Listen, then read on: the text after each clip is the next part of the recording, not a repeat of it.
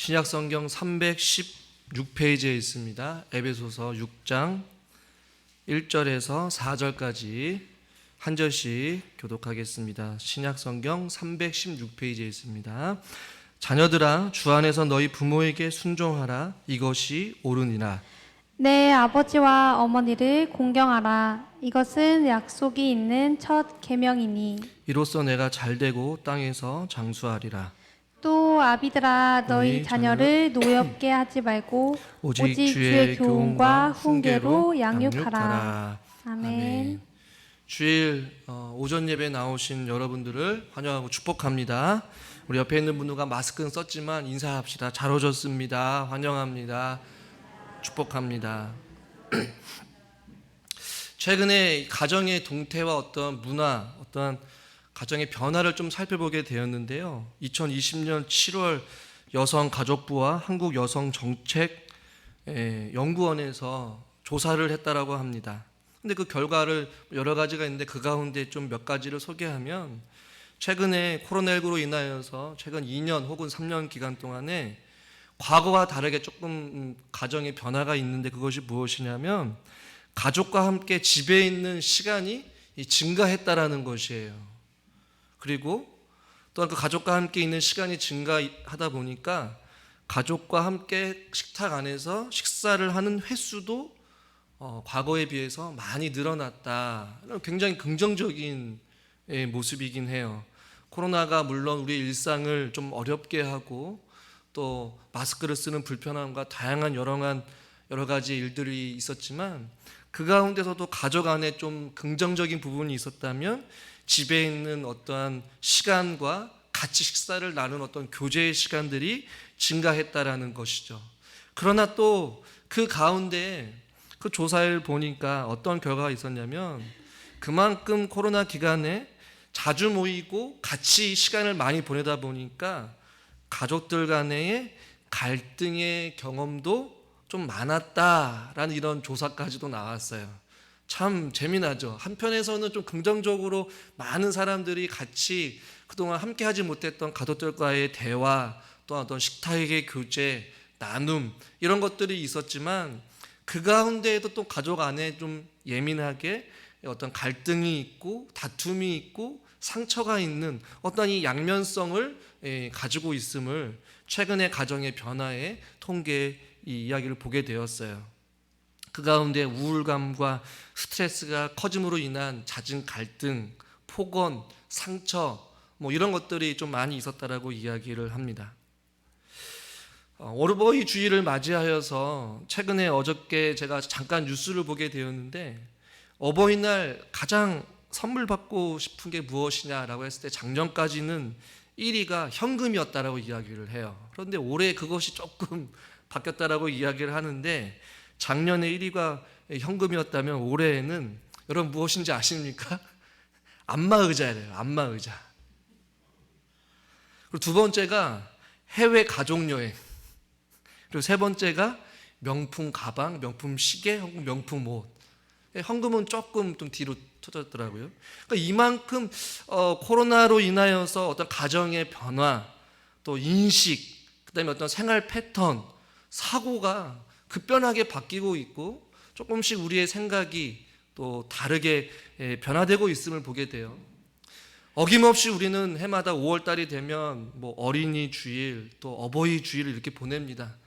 제 개인적인 지극히 개인적으로는 어버이 주일, 어린이 주일, 이 주일 앞에 꼭 그 어버이나 어린이를 붙여야 되나라는 늘 의문은 있지만, 교회의 전통에 따라서 지난 시간에 또 오늘 또 어버이 주일로 이렇게 가족과 함께 예배를 드리는 어버이 주일 설교를 하고 있어요. 가장 우리가 기억해야 될 것은 해마다 보내는 어버이 주일이고, 해마다 보내는 어버이날 부모를 대하는 어떠한 태도, 어떠한 우리의 정신, 신앙인으로서 가져야 될 태도는 세상이 아무리 변하고 또 바뀌다 하더라도 우리의 어떤 부모를 대하는, 또 자녀를 대하는 우리의 모습들은 결코 바뀌어서는 안 된다라는 것을 저는 여러분들에게 말씀드리고 싶다라는 것이에요. 우리가 읽은 본문은 너무나도 잘 알고 있는 본문이지만, 이 본문을 통하여서 다시 한 번 더 이 급변하는 가정의 변화와 어떤 세상의 문화 속에서 우리들이 그럼에도 불구하고 영원히 변하지 않는 진리, 하나님께서 세우신 가정, 이 안에서 부모와 자녀의 관계는 어때야 되는지 오늘 본문을 통해서 우리가 한번 말씀을 살피면서 우리가 은혜 받기를 원하는데요. 오늘 6장 1절에 보면 너무나도 분명하게 말씀하고 있습니다. 자녀들아, 주 안에서 너희 부모에게 순종하라 라고 말씀하고 있습니다. 그러니까 부모에게 순종하라라는 이 말씀은 명령형이에요. 근데 왜 순종을 해야 되느냐? 그것이 1절에 보니까 옳으니라 라고 이렇게 말씀하고 있어요. 부모에게 순종하는 것이 옳은 일이기 때문에, 혹은 의로운 일이기 때문에 하나님께서 부모에게 순종하라 라고 분명하게 명령하고 계십니다. 왜냐하면 이것이 곧 가정의 근본이고 하나님께서 정하신 어떠한 창조 세계의 질서이기 때문에 그렇다라는 것이에요.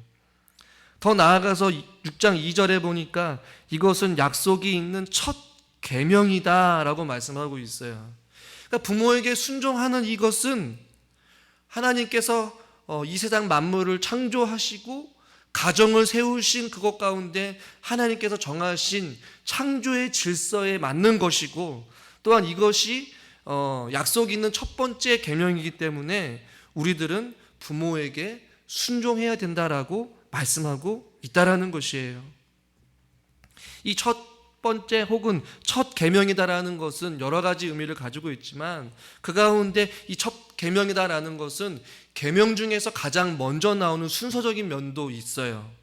그리고 이 첫 번째 계명을 지켜야지만이 우리가 데칼로그 10가지 말씀, 즉 10계명, 여러분이 알고 있는 이 10가지의 말씀 가운데에 첫 번째, 두 번째, 세 번째, 네 번째 순서도 중요하지만 이 다섯 번째 부모를 존경하라, 부모를 사랑하라는 이 말씀을 그래서 지켜야지만이 다음 여섯 번째, 일곱 번째, 여덟 번째, 아홉 번째 말씀을 같이 이어서 지킬 수 있다라는 이 순서적인 면 혹은 위치적인 면에서도 중요하다라고 제가 말씀을 드렸어요.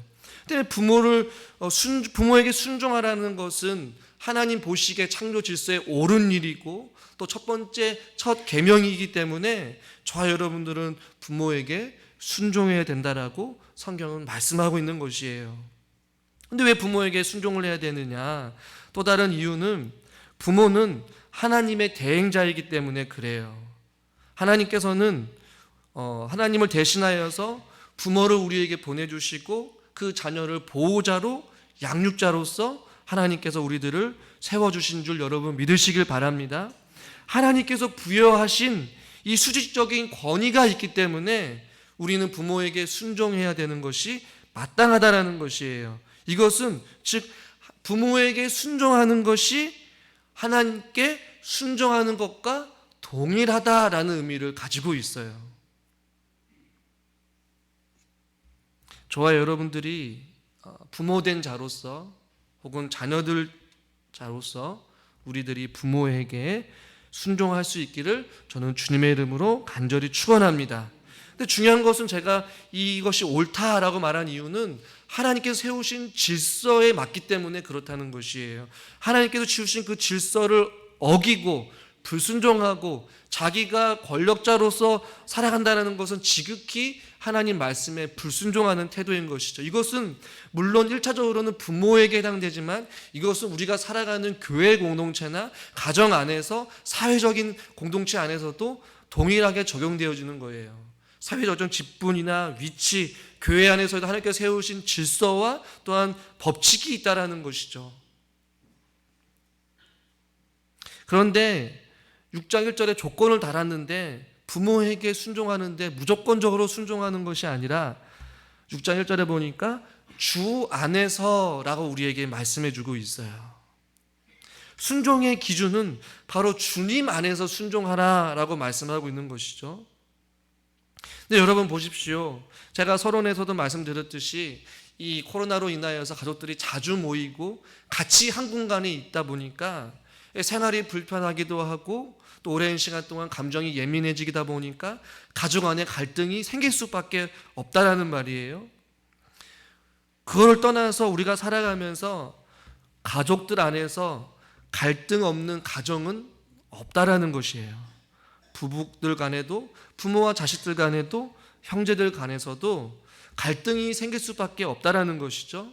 어떤 갈등이 있느냐?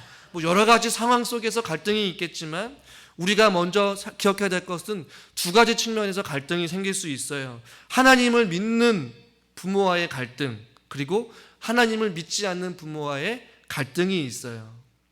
둘 다 하나님 뜻에 벗어나려는 어떠한 순종의 삶을 요구하는 경우가 있다란 말이에요. 근데 끊임없는 갈등 속에 있는데 우리가 그럼에도 불구하고 부모에게 순종해야 되느냐? 물론 당연히 부모에게 순종하는 것은 맞지만 그것이 만약에 신앙과 충돌될 때에, 하나님의 말씀과 다를 때에 그럼에도 불구하고 우리가 순종을 해야 되느냐? 아니면 말씀을 먼저 생각해야 되느냐? 이 문제는 또 다른 문제라는 말이에요. 근데 오늘 성경에서는 주 안에서 순종하라. 이게 결코 쉬운 문제는 아니에요. 아무리 믿음 좋은 부모라도 자녀를 대할 때에 하나님 뜻에 벗어나려는 어떤 순종의 삶을 요구하는 경우도 있고, 당연히 하나님을 모르는 가정 안에서도 하나님의 뜻에 상반되는 어떠한 삶을 요구할 때가 있단 말이에요. 믿지 않은 형제들, 믿지 않은 부모들, 친척들 간에도 갈등이 있어요. 일일이 다 나열할 수는 없지만 이 가운데서도 신앙으로서 믿지 않는 부모, 믿지 않는 어떠한 남편, 형제들로 인하여서 때마다, 또 명절 때마다, 어떠한 제사를 드릴 때마다 이렇게 수많은 어떤 신앙의 갈등, 부모와 자녀의 갈등, 형제들 간의 갈등이 여전히 지속되어지고 있음을 보게 된다는 말이에요. 그런데 오늘 성경에서는 그럼에도 불구하고 주 안에서 순종하라 라고 말씀하고 있어요. 어떻게 순종할 수 있을까? 어떻게 이 말씀을 우리에게 적용해 볼까? 각자 나름대로 정한 어떤 기준이 있고 어떠한 판단이 있겠지만, 성경으로 돌아와서 저는 여러분들에게 권면하고 싶은 것은 무엇이냐면, 먼저는 하나님 권위에 먼저 순종해야 된다는 큰 원리를 가지고 살아야 된다는 것이에요. 그러나 부모나 형제나 어떠한 자녀들 간의 어떠한 논쟁이나 갈등이 있을 때는 하나님 믿는 저와 여러분들이 최대한 양보하고 화해를 모색해야 한다는 것이에요. 그리고 부모나 형제들을 대할 때에 공손하고 겸손한 태도로, 주의 사랑으로 그들을 품어줄 수 있고, 화해와 평화와 은혜를 모색하는 방법으로 주님 안에서 순종해야 된다는 것이에요. 이것은 여러분 결코 쉬운 문제는 아닙니다. 그러나 원리와 어떤 원칙은 우리가 갖고 있어야 돼요. 하나님의 권위에 주님 안에서 하나님의 뜻이 옳고 그름을 먼저 판단하고, 그 안에서 가족과 부모 안에 평화와 화해와 은혜와 사랑을 모색하면서 우리가 공손하고 겸손한 태도로 우리가 주 안에서 서로 순종하고 또 존중할 수 있는 그런 것들이 우리 가운데 필요하다라는 사실을 여러분 믿으시길 바랍니다. 그래서 오늘 6장 1절의 말씀은 자녀들아 주님 안에서 너희 부모에게 순종하라 라고 말씀하고 있는 것이에요. 주님 안에 있을 때에 그 주님의 마음으로 도저히 이해 안 되는 부모, 도저히 이해 안 되는 자녀, 도저히 용납할 수 없는 형제의 아픔과 어떠한 실수를 우리가 또 용서해 줄 수 있고, 또 주의 사랑으로 이해할 수 있고, 또 그 가운데에 아픔과 상처와 갈등이 주님 안에서 순종함으로 말미암아 저와 여러분들을 통하여서 부모와 자녀가 주의 사랑으로 연결되어지고, 또 주님의 은혜로 가정이 평화롭고, 또 주님의 사랑으로 하나 되어지는 일들을 경험하게 된다는 것이에요. 이것이 저와 여러분들에게 허락하신 하나님께서 우리에게 주신 가정이라는 것입니다. 할렐루야. 저와 여러분들이 무엇보다도 주님 안에서 부모에게 또 형제들을 사랑할 수 있기를 주님의 이름으로 간절히 축원합니다. 또한 2절 말씀을 같이 한번 읽어보겠습니다. 2절입니다. 내 아버지와 어머니를 공경하라. 이것은 약속이 있는 첫 계명이니. 순종하라는 말과 비슷한 말이긴 하지만 공경하다라는 말에는 존경과 존중이라는 의미를 포함되고 있어요. 즉 귀하게 가치를 두라라는 것이죠. 왜냐하면 부모를 통하여서 우리가 생명을 누렸기 때문에 자녀들을 마치 생명처럼 돌보고 양육한 그 부모에 대해서 귀하게 여기고 또 존경과 존중의 마음을 가지고 부모를 대하라. 이것이 자녀된 우리들의 마음이라는 것이에요. 그러면서 또 반대로 4절에서 이렇게 말씀하고 있습니다. 우리 4절 말씀을 같이 한번 읽읍시다. 또 아비들아 너희 자녀를 노엽게 하지 말고 오직 주의 교훈과 훈계로 양육하라. 아멘. 부모된 우리들은 자녀를 어떻게 하려고 했냐면 노엽게 하지 말고 주의 교훈과 훈계로 양육하라 라고 말씀하고 있어요. 부모된 우리들이 자녀들을 어떻게 할 때 노엽게 합니까?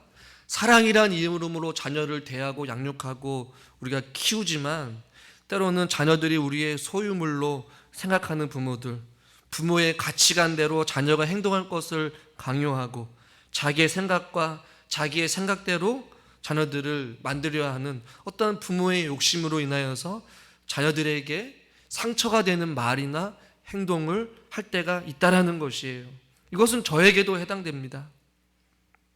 자녀들의 생각, 자녀들의 정서에 민감하게 반응하며 자녀들을 존중해 줄 줄 아는 너그러운 마음이 우리 가운데 필요하다라는 것이죠.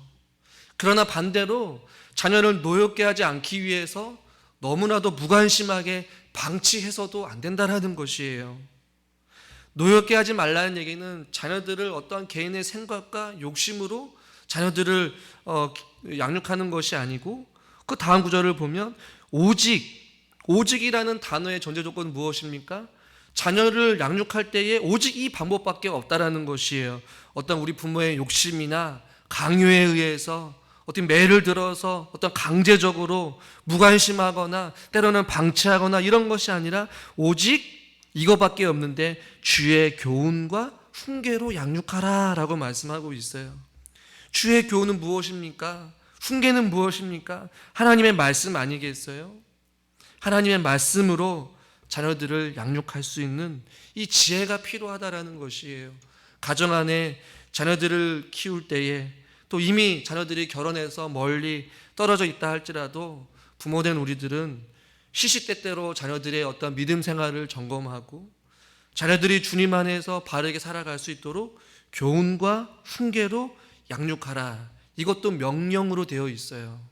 이것은 지켜도 되고 지켜도 안 되는 선택의 문제가 아니라 하나님 있는 저와 여러분들이 무조건적으로 해야 될 자녀를 향한 태도인 것이죠. 세상이 아무리 바뀌고 아무리 세상이 다르다 할지라도 저와 여러분들은 오직 주의 훈계와 교훈으로 자녀들을 잘 양육할 수 있기를 주님의 이름으로 간절히 축원합니다. 자녀 교육 전문가 에디 셰퍼라는 사람이 이 가정을 이야기할 때에 좀 길게 정의를 내렸지만 제가 읽어드릴게요. 가정은 인간 존재의 장소이자 성장의 장소다.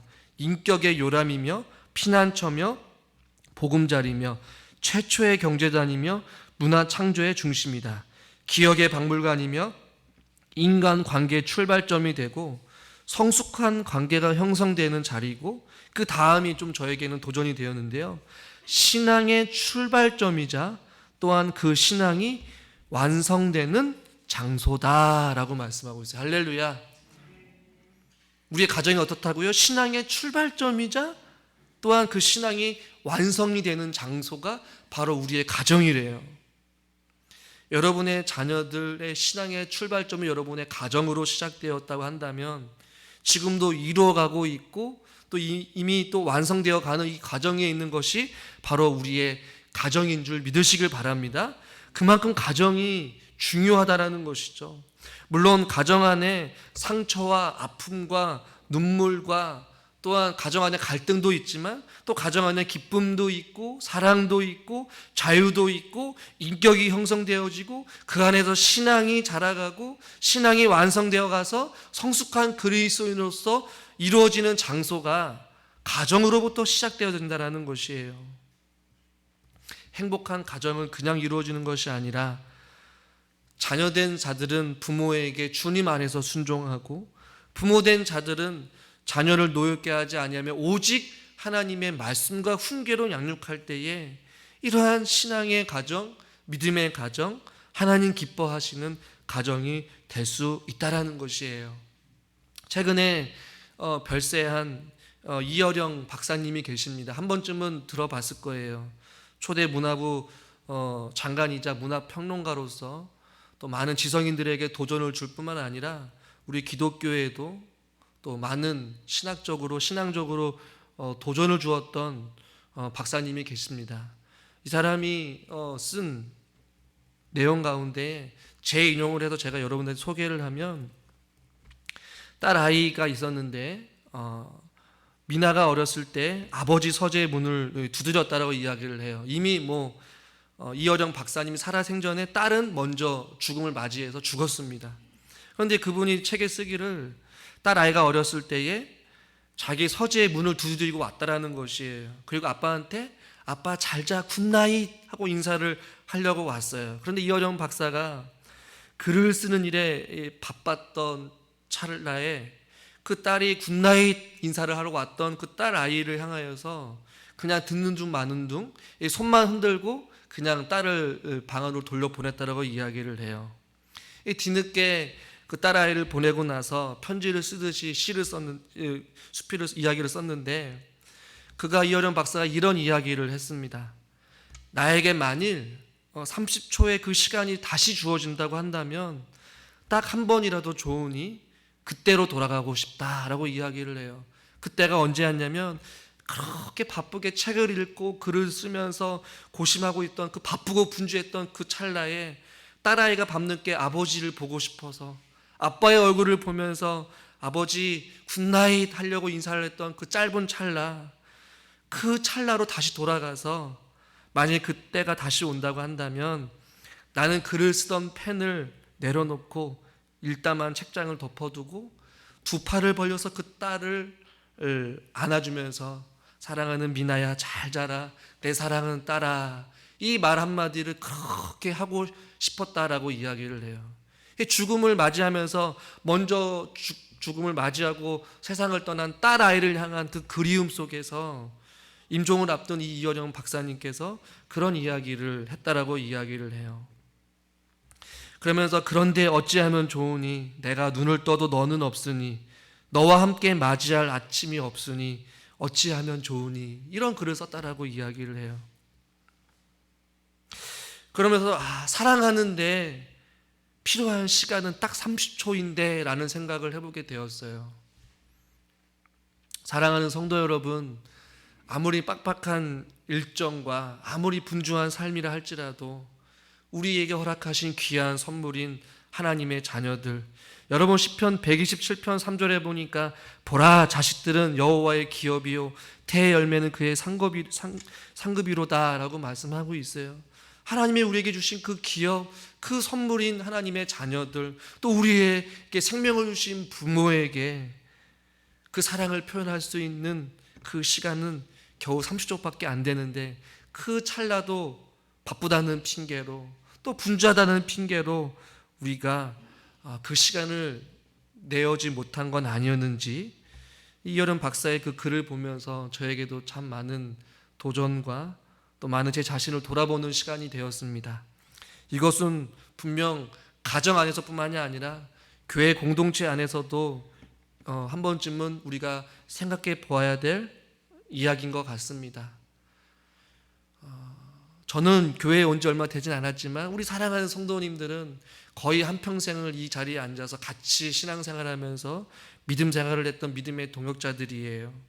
어떻게 보면 가족들 그 이상으로 함께 동고동락했던 믿음의 사람들인데, 서로의 안부를 물으며 또 서로의 삶을 나누고 또 서로의 아픔을 나누고 서로의 기쁨을 누리는 그 시간은 어떻게 보면 그렇게 길지 않아요. 딱 30초도 충분하지 않겠습니까? 권사님 잘 지냈어요? 오늘은 권사님이 무던히 생각나고 보고 싶더라고요. 장로님, 집사님, 이렇게 보면서 서로가 서로에게 안부를 묻는 그 시간들, 또 우리 가정 안에서도 멀리 떨어 있는 자녀의 목소리를 한번 더 듣고 싶다면, 또 자녀들은 부모의 목소리를 듣고 싶다면 그렇게 망설이지 말고 그 부모에게 안부 전화를 하면서 같이 서로의 삶을 나누는 것, 그것이 하나님께서 허락하신 믿음의 아름다운 교제가 아닐까라는 생각을 해보게 됩니다.